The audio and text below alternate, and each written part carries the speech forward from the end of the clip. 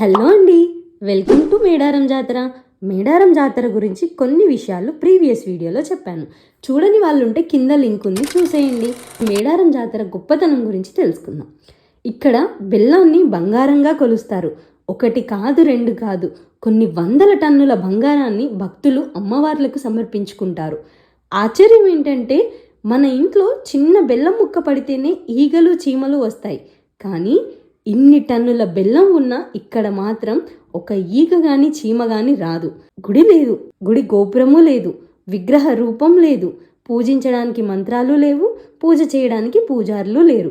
కానీ నువ్వు మనస్ఫూర్తిగా నమ్మి కొలిస్తే కోరిన కోరికల్ని తీర్చే కొంగు బంగారం మా సమ్మక్క తల్లి.